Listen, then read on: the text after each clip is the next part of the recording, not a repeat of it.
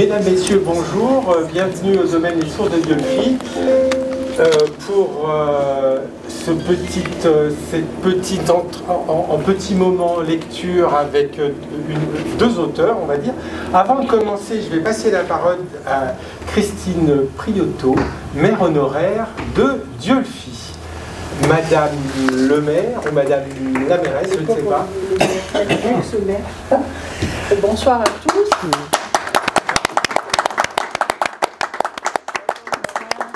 On m'a demandé de faire un petit mot d'introduction, donc je le fais vraiment avec beaucoup de plaisir. Vous vous rappelez, j'étais un peu bavarde quand j'étais maire, mais je vais essayer de faire bref. Bon, déjà, je voudrais saluer Vanessa Huguenin qui doit représenter la municipalité, je pense qu'elle est élue à la culture, voilà.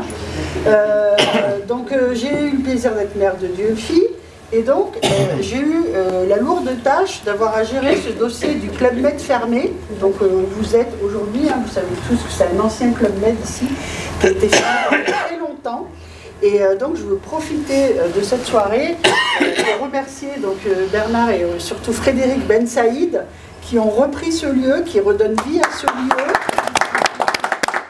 Et vraiment encourager tous les Diolfitois à en faire la publicité, la promotion, parce que c'est un lieu merveilleux où il fait bon venir se reposer. D'ailleurs, j'y suis venue moi-même, parce que je suis tellement heureuse que ça rouvre, que je suis venue faire la touriste, l'été dernier. Donc vraiment, merci à vous. En fait, ils n'étaient pas originaires de Diolfi, ils ont aimé Diolfi, et ils ont pris le risque important, parce que c'est pas rien d'acquérir un domaine pareil, de lui redonner vie. Donc vraiment, merci beaucoup et tous mes encouragements. Et puis ce soir, donc, on a encore un autre lien avec Diolfi, puisque donc ils viennent nous présenter, vous êtes amis, hein, je sais, donc une auteure qui s'est aussi intéressée du coup à notre village et à notre histoire. On va découvrir son livre dans un instant. Donc je vous remercie, madame, pour l'intérêt que vous nous témoignez et par votre écrit de faire vivre aussi cette histoire qui nous honore, hein, qui nous fait connaître au-delà des frontières, même, j'ai envie de dire, puisque même ce soir, moi je suis venue, je suis un peu fière, donc je vais vous le dire, je suis venue avec des amis de New York qui ont connu Diolfi par l'histoire des Justes, et parce qu'ils s'y sont intéressés et qui maintenant reviennent. Et hasard du calendrier, ils étaient là ce soir, donc on est très heureux de partager cette soirée. Et puis une toute petite dernière chose personnelle, donc ceux qui me connaissent depuis longtemps savent que en fait j'ai grandi moi ici. C'est le hasard de la vie, puisque avant que ça soit un hôtel, il y avait un village d'enfants pour enfants malades ici. C'était notre forme d'accueil, c'était après la guerre, c'est des enfants asthmatiques et bronchitiques. Et en fait, comme ma maman y travaillait, on habitait sur place. Et donc, j'ai eu la joie de grandir dans ce magnifique parc. Donc, voilà, et je suis aussi touchée d'être là aujourd'hui parce que forcément, ça me ramène à mon enfance. Donc, merci beaucoup à Frédéric et Bernard. Merci à vous, madame. Merci à monsieur l'historien aussi qui est présent. Je ne doute pas qu'il nous amènera ses connaissances historiques et scientifiques aussi pour qu'on puisse porter un regard sur notre propre histoire. C'est toujours intéressant d'avoir un regard extérieur. Et puis je souhaite un plein succès à votre ouvrage. Merci. Je ne doute pas. Je sais que vous avez fait un partenariat avec la librairie locale qui est Soé Gambad. Hein, je crois, donc c'est une très bonne chose. Oui, elle a tout vendu. Elle a tout vendu, parfait. Donc c'est notre excellente libraire qui fait aussi notre grande fierté. Vous avez vu, on a une librairie qui est presque plus magnifique que certaines librairies à Paris, donc on en est aussi très fiers. Voilà. Donc bonne soirée à tous et merci pour cette initiative. Merci, madame. Merci, madame le maire. Alors, rentrons dans le vif du sujet. Je vous présente Anne Bassi, auteure du livre « Dieu le fit en 3 mots », qui va nous parler de son livre et de son travail. Et après cela, nous aurons Valérie Porteret, qui a écrit « Vous n'aurez pas les enfants » et qui nous parlera plus précisément de ce qui s'est passé à Diolfi pendant les années noires de la guerre. Mesdames, c'est à vous.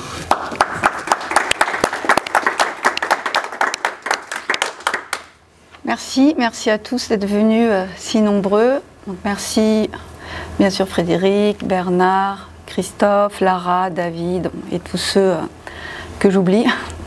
Je suis très émue d'être ici parce que moi aussi j'ai un lien particulier avec Dieulefit, puisque maman est née à Dieulefit en 1944 et mes grands-parents étaient ici pendant la guerre et ma grand-mère était notamment cachée à Dieulefit chez les époux. D'accord.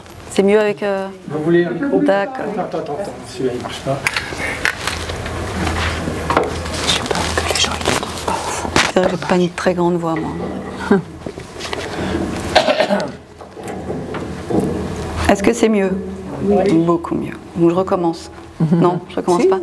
Donc je disais que j'étais très émue d'être ici parce que j'ai un lien particulier avec Dieulefit, puisque maman est née en 1944 à Dieulefit. Ma grand-mère était cachée ici à Dieulefit chez les époux Lemaire et mon grand-père avait bénéficié d'une fausse carte d'identité grâce d'ailleurs aux époux Lemaire. Et j'ai entendu parler de Dieulefit par maman et par mes grands-parents.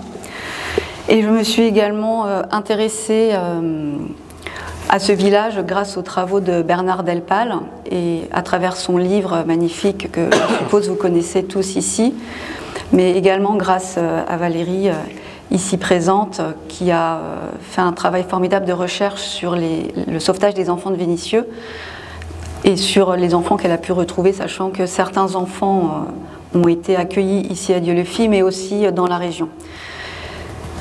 Alors, Dieulefit, au cas où, je me permets de le rappeler, est un village de Juste, ce titre ayant été créé en 1953 par Israël et qui est la plus haute distinction honorifique en Israël et qui est accordée à ceux et celles qui n'étaient pas juifs et qui ont caché des juifs au péril de leur vie. Alors, pardonnez-moi de rappeler ça si c'est une évidence pour vous tous, mais j'ai remarqué ces derniers temps que ce n'était pas une évidence pour tout le monde. Dieulefit, mon roman, c'est un hommage au juste et c'est mon second roman. C'est un roman qui est inspiré de faits réels, puisque vous le verrez, ça se passe en partie à Vénissieux, à Dieulefit et à Paris.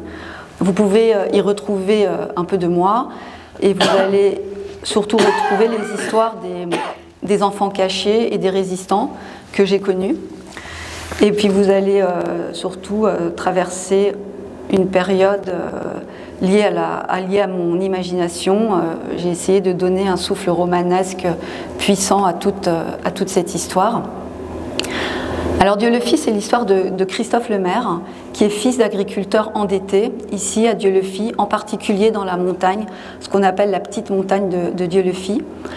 Très jeune, il est remarqué par son instituteur, qui décèle en lui une intelligence tout à fait remarquable, et qui va le pousser à faire des études, et ainsi à échapper d'une certaine manière à sa condition sociale.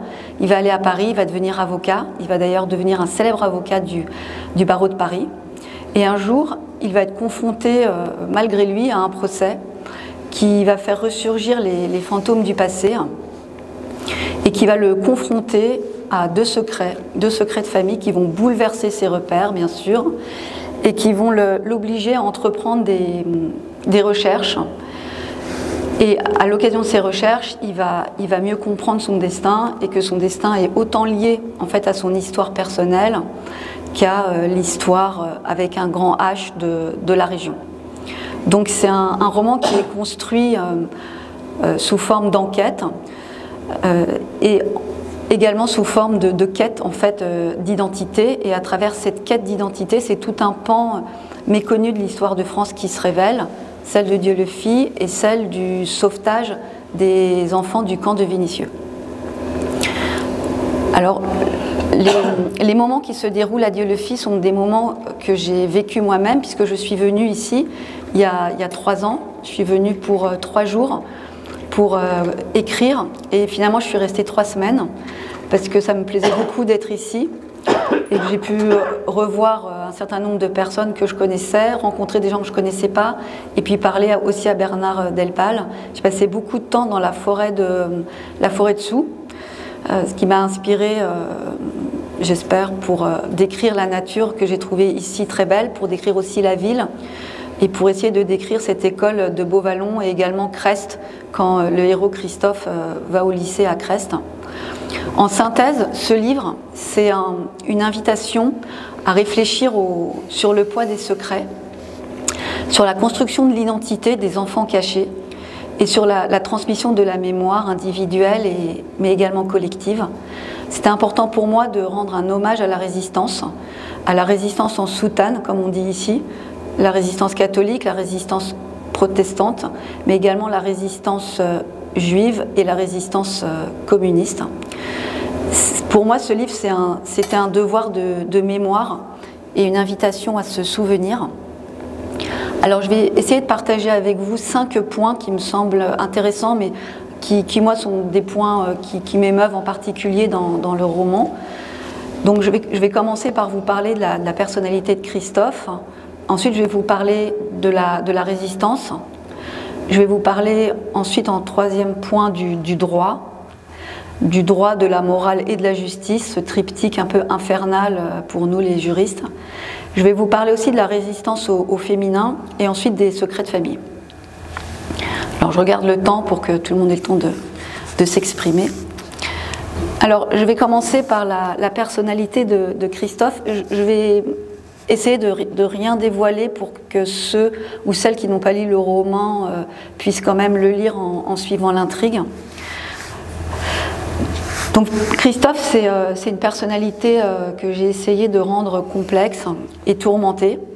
Donc je répète que pour moi, c'est pas le héros, que c'est le personnage principal, et que les vrais héros sont les parents de Christophe, donc les époux Lemaire, et en particulier la maman. Je vais vous expliquer ensuite pourquoi. Donc enfant, Christophe, il est sauvé par les époux Lemaire, par leur amour et par leur protection. Mais l'histoire de Christophe, c'est aussi l'histoire de sauvetage successif, parce que Christophe, il est également sauvé par son intelligence, puis par ses études, et par Jacques, qui va être son mentor, son premier vrai patron à Paris, et qui va lui apprendre le métier. Et enfin, sauvé par l'amour, son unique amour d'ailleurs. De façon un peu plus visible, Christophe, c'est un personnage que j'ai essayé de rendre attachant. Certains m'ont dit qu'il était dur et que c'était une caricature d'avocat d'affaires. Bon, je regrette que certains aient ce regard-là de Christophe. Moi, j'ai essayé de le rendre attachant et touchant, d'une santé fragile, enfant et adulte également. C'est un enfant unique et, comme souvent les enfants uniques, il vit aussi un peu dans son monde imaginaire qu'il a créé. C'est un être incomplet, Christophe, qui cherche à reconstituer son tout, en fait, à compléter cette incomplétude. Alors j'ai essayé de montrer ça enfant à travers la relation qu'il a avec Pégase, qui est le poulain qu'il a dès la naissance du poulain. Et il développe avec lui une relation très fusionnelle, que les cavaliers d'ailleurs connaissent bien. On retrouve aussi cette incomplétude dans sa relation avec Jeanne, son amie d'enfance, qui sera plus tard son amour d'adulte. Mais avec cette Jeanne enfant, il développe une amitié unique, en fait, et il n'a qu'elle.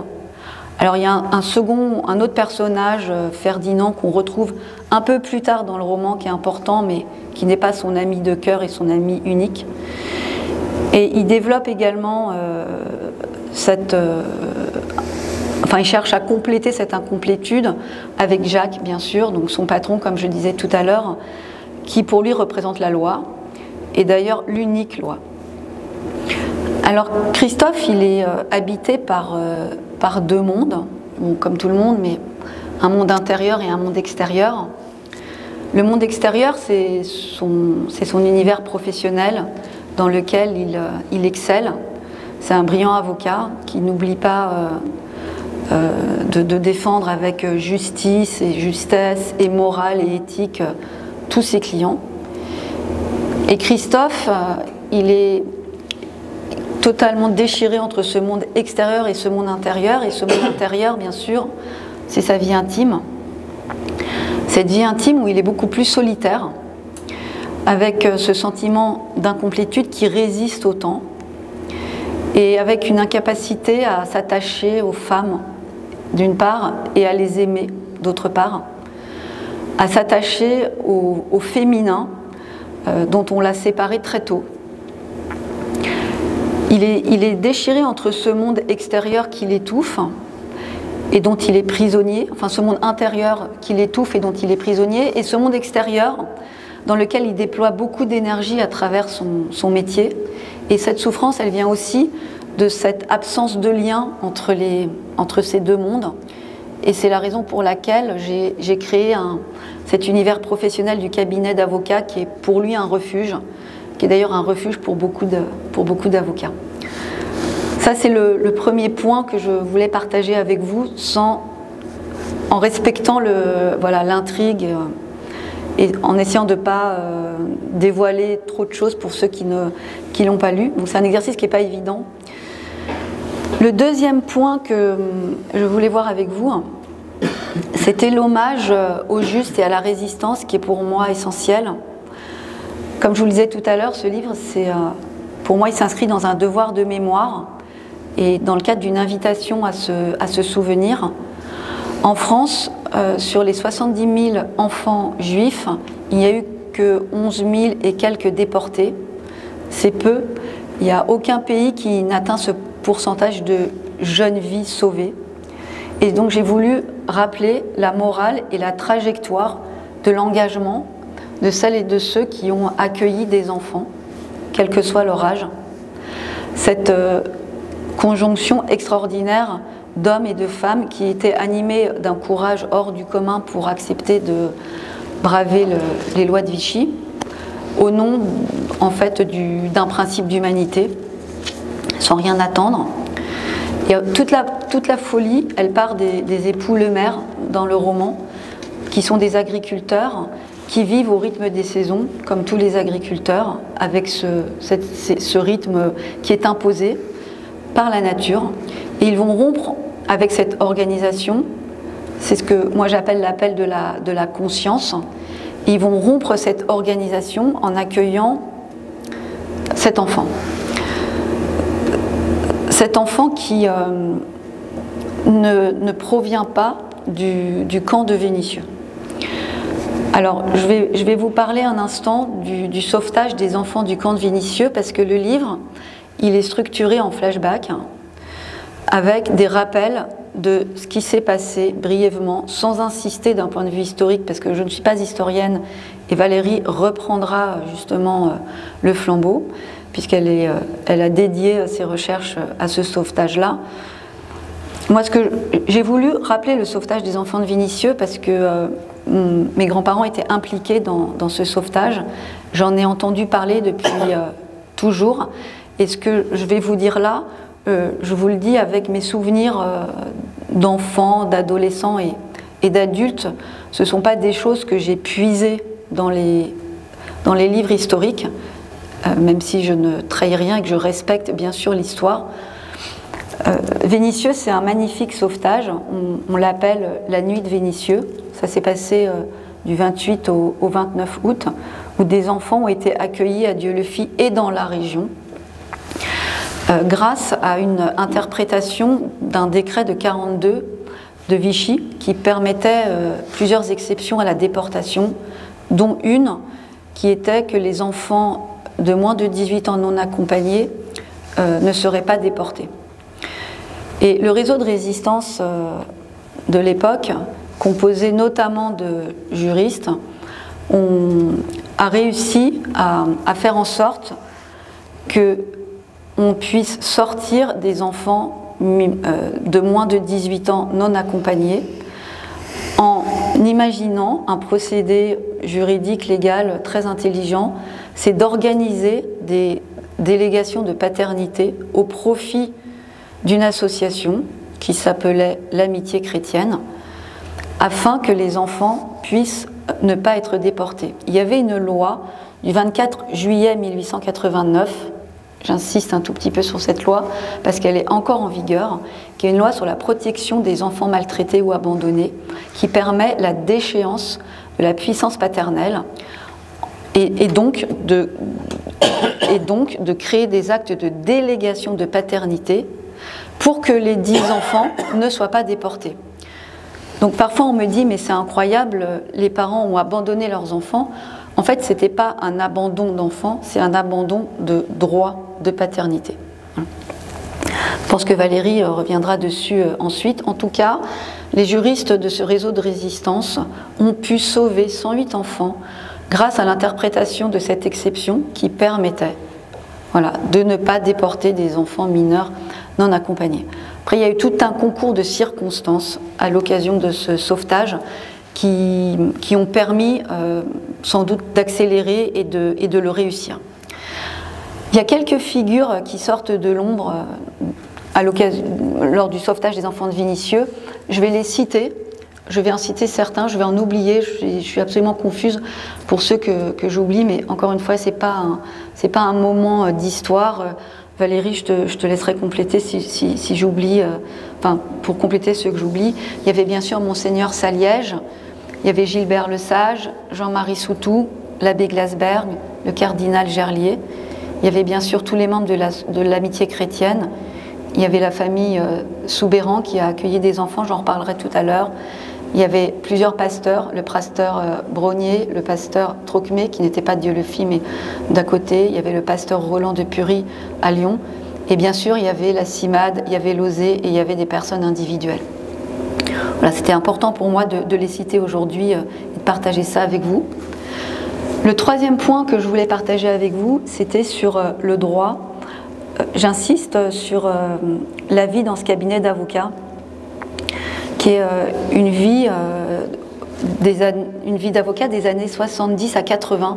C'est un moment tout à fait ancien. Alors moi je suis une ancienne avocate, c'est un moment tout à fait ancien par rapport à ce que sont devenus les cabinets d'avocats d'affaires aujourd'hui. C'était avant la fusion des conseils et des avocats qui a eu lieu en 92. Et j'ai essayé de décrire un autre triptyque en fait infernal, justice, droit, moral, en 42, avant 42, en 42 et à la Libération, et comment ce triptyque justice, droit, moral fonctionne pendant ces périodes troublées et puis après la Libération. Christophe est avocat, et il vit dans un décor feutré, mais parfois violent, où j'ai voulu montrer comment on pouvait découvrir l'ascension et la réussite professionnelle à cette époque d'un avocat. J'ai voulu aussi montrer la réalité d'un cabinet de contentieux à travers la charge de travail, à travers les alliances et les trahisons, à travers les amitiés entre les collaborateurs, à travers les enjeux pour les clients, et à travers la conscience professionnelle et le secret professionnel qui anime Christophe.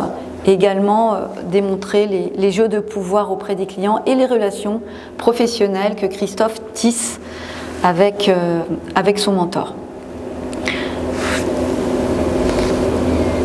Alors le quatrième point que je voulais partager avec vous, c'est ce que j'appelais tout à l'heure la résistance au féminin. Alors c'est pas du tout dans un souci de féminisme. C'est parce que j'ai souvent entendu chez moi parler de toutes ces femmes résistantes. Et donc j'ai regardé beaucoup de films et de photos et je remarquais souvent que quand on voyait souvent des demoiselles à vélo ou des femmes en mitraillette. Et pas grand-chose d'autre en fait, et qu'on entendait parler de femmes qui avaient des sacoches avec un double fond. Et alors j'ai cherché un peu et j'ai essayé de regarder tous les rôles que les femmes elles avaient pu avoir dans la résistance, et j'ai compris qu'on avait moins parlé d'elles, non pas par intention de les cacher, mais parce que les femmes elles ont été moins visibles pendant la résistance parce qu'on se méfiait moins d'elles, et c'est aussi pour ça qu'elles ont eu des rôles tout à fait remarquables. Elles étaient parfois coursiers, elles distribuaient parfois des journaux clandestins, elles étaient parfois responsables d'imprimeries clandestines, elles avaient des rôles d'espionnage, elles avaient parfois un soutien médical, et elles ont aussi accueilli des enfants. À Dieu-le-Fils, je rends hommage dans le roman à Marguerite Soubéran, en rappelant aussi bien sûr Monique Kraft et Simone Monnier. Et je rends hommage à Jeanne Barnier, qui était secrétaire de mairie. C'est la raison pour laquelle Jeanne, donc qui est l'amie d'enfance de Christophe, qui s'appelle Jeanne Prunier, s'appelle Jeanne. C'était en souvenir de Jeanne Barnier. Et le dernier point que je voulais partager avec vous, c'est un point qui me tient particulièrement à cœur et qui est commun avec mon premier roman. C'est le thème des secrets de famille et des méandres de la mémoire, explorant les souvenirs enfouis. C'est un roman, Dieu le fit, sur le passé, sur la mémoire, sur la réminiscence du temps que l'on pense disparu et sur les traces et les empreintes en fait, de ce qui a survécu. J'ai voulu explorer les profondeurs d'une histoire familiale restée secrète. Et j'ai fait le choix des enfants cachés à qui on a imposé ce secret, auquel on a imposé de leur apprendre à taire leur identité. Et ça, c'était possible de leur apprendre à mentir quand ils avaient la parole. Moi, j'ai fait le choix d'un enfant qui venait de naître, qui était nouveau-né, qui avait quelques heures quand il est séparé de sa mère biologique pour être placé dans une famille d'accueil. Et c'était un choix volontaire du préverbal, en fait, pour essayer de démontrer comment ce secret, pour autant, va se transmettre, en fait, va s'imposer à lui et se transmettre. Alors, on sait aujourd'hui que les traumatismes se transmettent, bien sûr, mais il y a des études qui montrent que la transmission des traumatismes, elle peut être interrompue, que les cycles, en fait, de souffrance, ils peuvent être brisés par des interventions thérapeutiques, bien sûr, mais aussi par les liens renoués avec notre propre histoire. Donc, c'est ce qu'on appelle l'épigénétique. Et ce qui crée une capacité à transcender en fait les frontières du temps et à tisser des ponts entre les générations, à écrire de nouveaux chapitres en fait dans le livre de notre propre héritage. Et donc les questions qui se posent, c'est qu'est-ce qu'on transmet et comment on le transmet, comme si cette transmission du mémoriel, comme si cette transmission se faisait à partir d'une permanence insoupçonnée du passé. Dans le roman, moi, j'ai imaginé comment cette mémoire pouvait revenir, et je l'ai fait revenir à travers les cauchemars de Christophe, qui sont des cauchemars terribles, mais également à travers son trouble à la fin du roman, lors des retrouvailles. J'en dis pas plus, je pense pas en dire trop.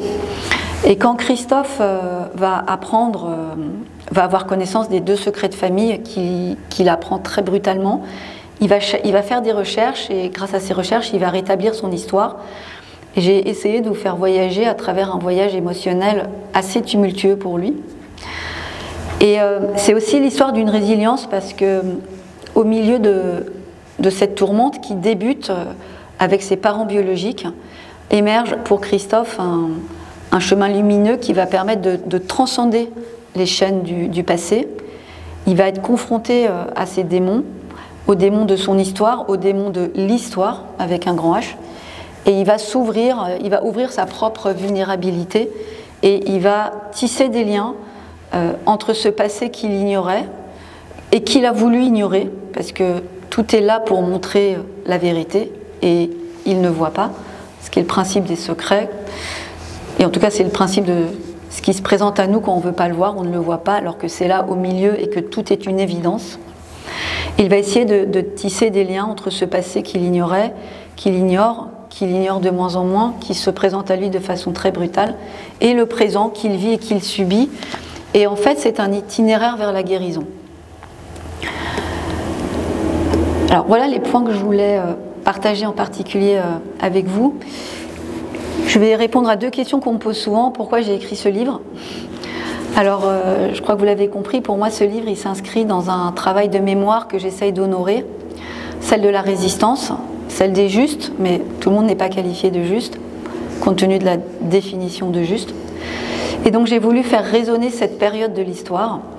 Mais mon roman, il s'inscrit aussi dans un travail plus personnel de recherche que je fais sur la mémoire, quand celle-ci est confrontée au secret et donc à la psychogénéalogie.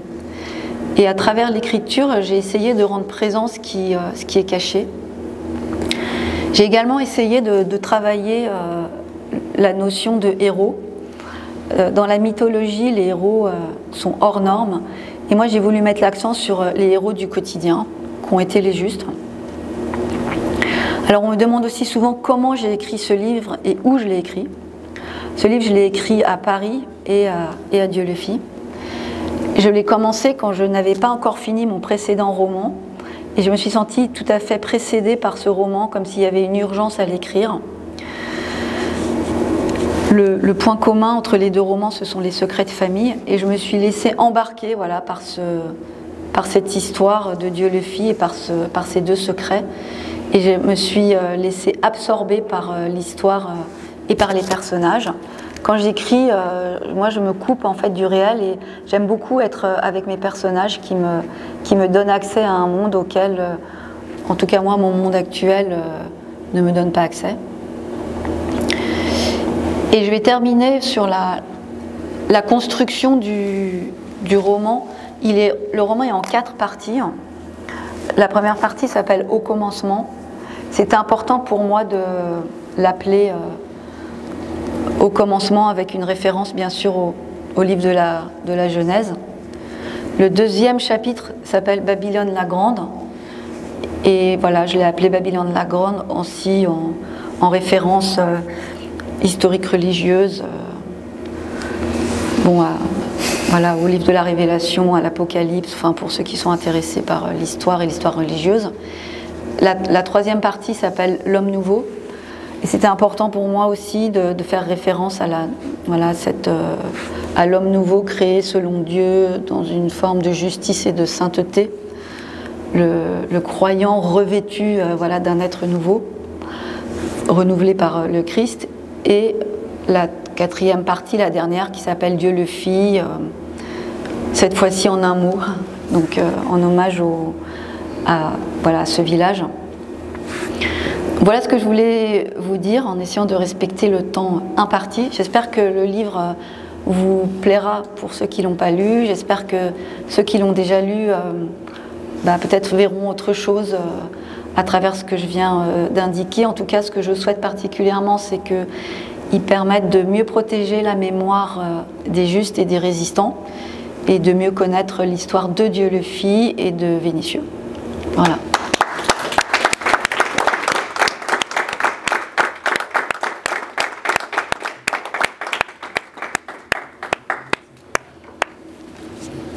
Oui.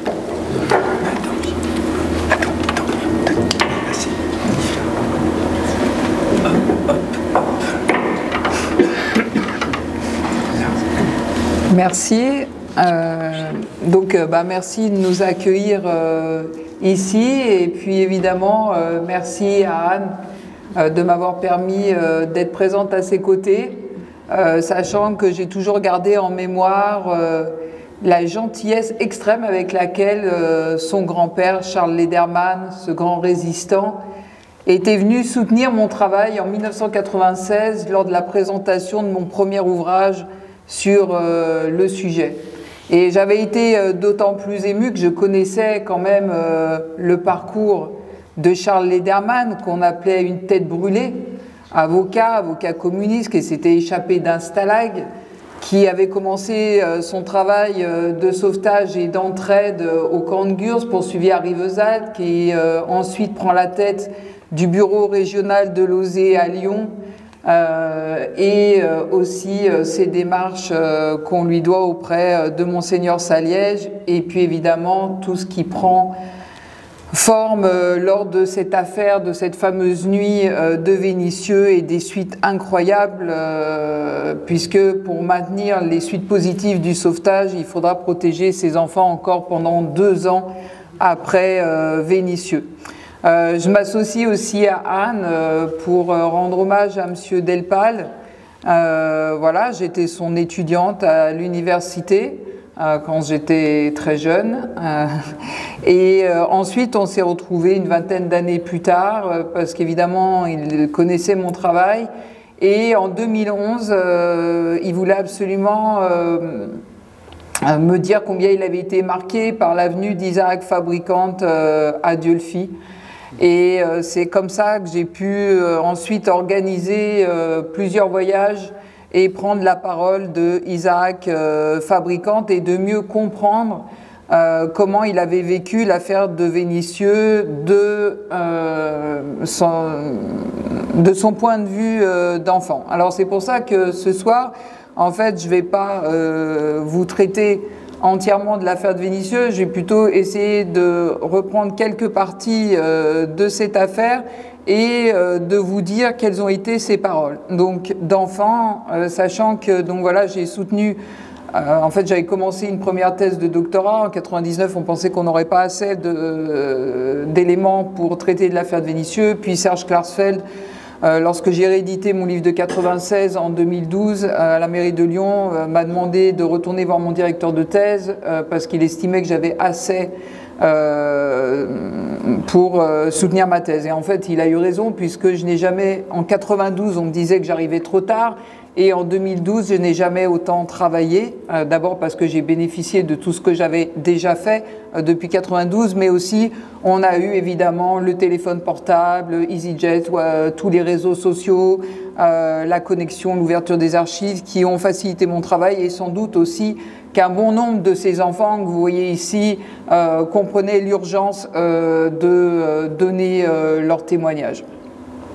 En fait, cette histoire de l'affaire de Vénissieux, elle prend ses racines pas en 1942, mais déjà en 1933, hein, depuis l'arrivée d'Hitler au pouvoir, avec la mise en œuvre de la politique du Troisième Reich, et qui provoque l'arrivée en France de plusieurs vagues de réfugiés, d'Allemands, mais aussi progressivement ensuite de tous les pays nouvellement envahis par le nazisme.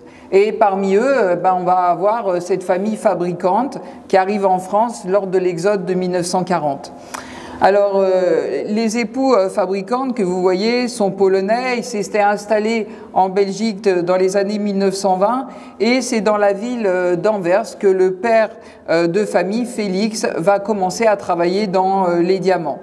Leur fils, Isaac, donc j'ai pu filmer en 2011, nous explique ainsi « Mes parents avaient été contraints de quitter leur pays, la Pologne, car la vie pour les Juifs était devenue trop difficile. Les Polonais n'aimaient pas trop les Juifs. J'ai vécu en Belgique du jour de ma naissance à ma 8e année.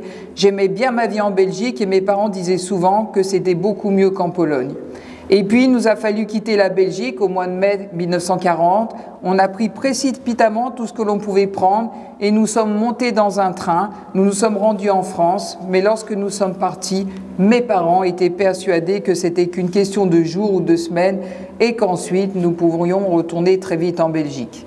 En 1940, c'est au tour de la France d'être envahie et 2 ans plus tard, le 11 juin 1942, à la suite d'une importante réunion des responsables SS des affaires juives tenues à Berlin, la déportation à Auschwitz des Juifs de France est décidée.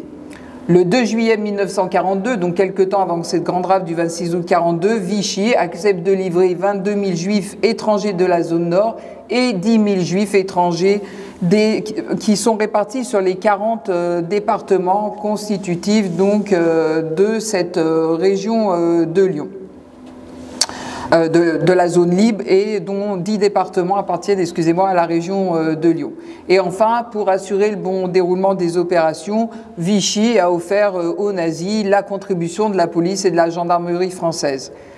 On parle du sauvetage des enfants, mais le 4 juillet 1942, Pierre Laval, le chef du gouvernement pour qui les juifs étrangers ne sont que des déchets dont la France a la possibilité de se débarrasser, propose aux nazis de livrer également les enfants, dont une grande majorité sont nés en France. Laval avance le prétexte rassurant et humanitaire de la non-séparation des familles et en fait il cache son réel souci de ne pas provoquer l'émoi des populations. Le 18 août 1942, Bousquet demande au préfet, donc ici au préfet régional Angeli, de soumettre au regroupement les Israélites allemands, ex-autrichiens, polonais, danzigois, sarrois, tchécoslovaques, estoniens, lituaniens, lettons, soviétiques et réfugiés russes qui sont rentrés en France après le 1er janvier 1936. Et le 26 août 1942, c'est le déclenchement de la grande rafle des Juifs étrangers sur ces 10 départements, donc constitutifs de la région de Lyon située en zone libre. Sur les 2000 à 2600 personnes qui sont visées par ces mesures, 1016 sont arrêtées à leur domicile au petit matin. Et c'est le cas notamment donc de la famille fabricante qui loue depuis peu une petite chambre donc à Romans-sur-Isère. Et Isaac se souvient, je le cite, que cette pièce servait de cuisine pour nous laver et nous sommes restés sans rien faire dans cette chambre pendant quelques semaines. Et puis un matin, on est venu frapper à la porte pour nous dire « Vous avez 10 minutes pour vous préparer, un camion vous attend en bas de la rue » et de là, on nous a conduits au camp de Vénissieux. Le passage au camp de Vénissieux, effectivement, signifie le moment où tout bascule dans la vie de ces familles et dont les conséquences seront irréversibles pour chacun des protagonistes. Alors, il faut savoir que dans les paroles d'enfants sauvés, le camp de Vénissieux impressionne dès leur arrivée les détenus et encore davantage les enfants et les adolescents. Il leur avait semblé immense, bizarre, suspect, immonde, immense car il s'agissait d'une bâtisse composée d'un grand portail et entourée d'un mur d'enceinte très surveillé. Et il apparaissait aussi étrange pour les gens qui arrivent parce qu'il y avait la présence d'Indo-Chinois. Isaac Fabricante, notamment lors de cette prise de témoignage, semblait très en colère lorsque je lui ai demandé d'évoquer son passage au camp de Vénissieux. Quels étaient ses souvenirs? Des souvenirs de Vénissieux, me répond-il, mais je n'ai jamais voulu avoir des souvenirs de là-bas. On savait très bien quel serait notre sort, ce qui allait nous attendre dans un camp hors de France. Nous avions déjà une idée très négative de la vie dans les camps. Évidemment, les camps de la zone sud.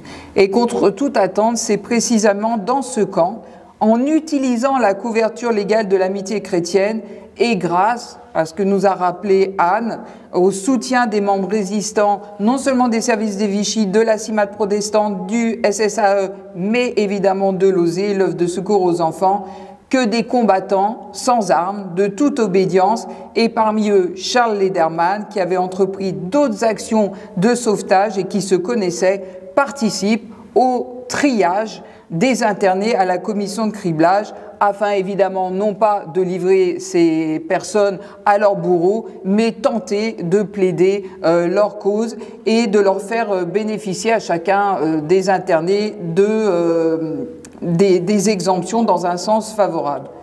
Puis, ça va être la nuit épouvantable, cette fameuse nuit de l'été 42, du 28 au 29 août 42 pour être précise, où en réalité, donc, on va demander aux parents d'accepter de signer un acte de délégation de paternité à l'entête de l'amitié chrétienne. Amitié chrétienne à la tête duquel on avait donc le cardinal Gerlier, primat des Gaules, le pasteur Bogner et le maire de Lyon, Georges Villiers. Isaac Fabricante, à l'époque, avait 11 ans. Il se souvient de cette nuit. Il nous dit devant la caméra, la nuit de la séparation avec les parents a été faite de sorte que personne ne panique. Comme si les enfants allaient faire une sortie en autobus et revenir le lendemain.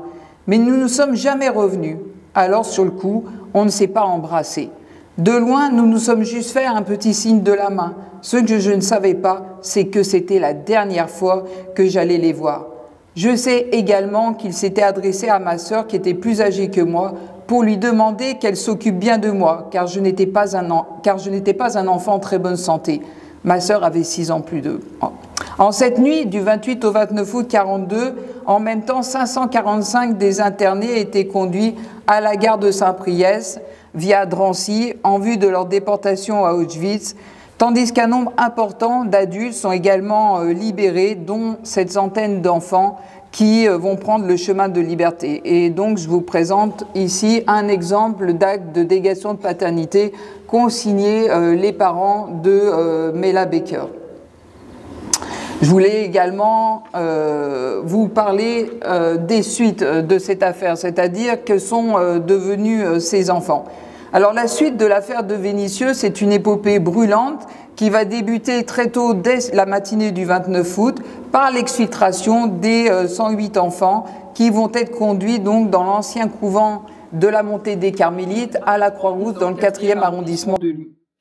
Les éclaireurs israélites, Madeleine Barraud de la CIMA, les membres de l'OSE, donc vous voyez Charles Lederman, Georges Garel, Joseph Veil, Elisabeth Hirsch, Lily Tagé, vont avec l'aide de l'abbé Glasberg, du père Chaillet, accompagné de Jean-Marie Soutou et de tous ceux qui ont œuvré à Vénissieux, disposer seulement de quelques heures pour les exfiltrer aussi de la montée des Carmélites, c'est-à-dire les placer dans un premier placement sûr avant de les éloigner dans un deuxième placement, pour la plupart d'entre eux. Alors, après quelques jours dans un premier placement, donc on ne connaît pas l'identité, Isaac et Jeanne vont être conduits à Dieulefit et placés notamment par le biais de l'OSE à la Villa Marie chez les époux Morin qui étaient parents de 3 enfants. Isaac nous dit « J'ai habité 3 années chez Henri Morin où j'ai été bien gâté. Dès mon arrivée, il avait réuni ses 3 enfants, sa fille et 2 garçons, pour s'entretenir avec eux de la manière dont il entendait bien voir se dérouler mon accueil. Je m'en souviens comme si c'était hier, sa gestuelle, ses paroles. Écoutez mes enfants, vous voyez ce garçon qui est assis là-bas. Il n'est pas étranger, il est membre de notre famille maintenant, comme nous tous. Vous devez vous conduire avec lui comme un frère. Dès qu'il en avait l'occasion, il me disait combien il m'aimait. Il veillait toujours sur moi, il me protégeait comme un fils. Et pour qu'aucune personne malveillante ne sache que j'étais juif, je l'accompagnais au temple 2 ou 3 fois par semaine. Au cours des 2 mois des vacances scolaires, je partais travailler dans une ferme un peu plus loin, chez des petits vieux qui m'aimaient beaucoup parce que je les aidais à garder leurs vaches. Jusqu'à la fin de l'année 44, j'ai suivi une scolarité normale sous une fausse identité dans l'école de garçons qui longe la vieille route, avenue des Promenades, à 200 mètres de la maison des Morins. Je n'ai pas gardé le souvenir de m'être fait des copains à l'école. On évitait de parler. J'ai le souvenir d'une espèce de silence pour donner écho exact. Ça m'a vraiment fait penser à ce que vous avez écrit, Anne. Par principe, nous avions reçu pour consigne de ne pas trop souvent aussi nous voir avec ma sœur Jeanne. Cela m'a beaucoup attristé. Lorsque la guerre a été finie, j'ai appris que beaucoup de gens du village savaient qui j'étais. Vous voyez, à Dieulefit, les secrets étaient bien gardés. Dans un autre passage, Isaac évoque le moment de la séparation avec son sauveteur, c'est-à-dire avec M. Morin. Nous passions beaucoup de moments, que tous les deux, à discuter ensemble. Je l'entends encore. Et dire qu'un jour tu vas devoir me quitter. Après la guerre, c'est ce qui est arrivé. C'est vraiment ce qui est arrivé et ça a été très difficile pour nous deux. Je me souviens très bien que c'est lui qui m'a accompagné au train, qu'il m'a aidé à monter mes bagages dans le wagon, puis qu'il est resté sur le quai, le regard fixe sur moi, en me faisant un petit signe de la main. Il n'a pas bougé du quai, jusqu'à ce que le train disparaisse de sa vue. Je devais me diriger sur la ville de Bordeaux afin de commencer mon alia pour partir pour Israël. Arrivé en Terre Sainte, j'ai pu rejoindre mon frère aîné qui est arrivé au pays depuis 1944 et ma sœur Myriam qui avait pu partir de France 1 mois avant moi. Mais finalement, je n'ai pas pu vivre avec eux car ils habitaient déjà les uns sur les autres en colocation. Ça, c'est la dureté de l'après-guerre et qu'il n'y avait pas de place pour moi. J'ai été placée dans une maison d'enfants. Ensuite, j'ai commencé une formation de menuisier que j'ai dû finalement arrêter car j'étais trop âgée et je suis allée travailler à Tel Aviv pour exercer quand même ce métier. Puis je suis partie à l'armée pendant 2 ans et demi. Je suis retournée habiter à Tel Aviv et j'ai vécu en colocation avec des gens avec qui je travaillais car je n'avais vraiment pas d'argent. En 1960, j'ai fait la connaissance de ma future épouse à Haïfa. Elle résidait à Jérusalem, elle était née ici. Nous nous sommes mariés en janvier 61. La vie était très difficile, on devait s'arranger d'un rien, je devais faire plusieurs types de travaux journaliers, etc. Et puis, j'ai eu mes enfants, ma fille, et mes enfants m'ont demandé « Qu'est-ce que tu as vécu pendant la guerre ?» Pour vous dire la vérité, nous n'aimons pas parler de tout cela aux siens. On veut oublier, mais on n'oublie pas. Et vous avez toujours quelqu'un pour vous le rappeler. Et ce n'est pas toujours très agréable. Mais lorsque ce sont vos enfants, vous ne pouvez pas dire non. En plus, il m'avait demandé, dans le cadre d'un devoir de mémoire à rendre à l'école sur la Shoah. Alors je me suis mis à écrire mes mémoires, quelques pages. Ils les lisent maintenant à mes petits-enfants. Mais j'ai toujours refusé de donner mon témoignage devant les élèves de la même promotion que mes enfants. À cette époque-là, d'ailleurs, je préférais vivre comme si tout cela n'avait pas existé. Je ne me suis jamais rendue à Auschwitz, je n'aurais pas pu. C'est là que ses parents, d'ailleurs, ont été exterminés. Par contre, dès 1964, je me suis rendue à Yad Vashem pour effectuer les démarches nécessaires pour constituer un dossier de demande de reconnaissance pour que soit attribuée la médaille parmi les nations en faveur des Morains. Je m'en souviens très bien. L'année de nomination des Morains, c'est 1965, c'est très tôt, dossier numéro 106. Et ce que je voulais vous dire, c'est que du coup, le grand projet d'Isaac, ça a été ensuite de revenir avec ses enfants à Dieulfi et évidemment de repartager des moments avec Henri Morin. Voilà, je vous remercie et surtout de remercier Anne de m'avoir invité pour partager ce moment.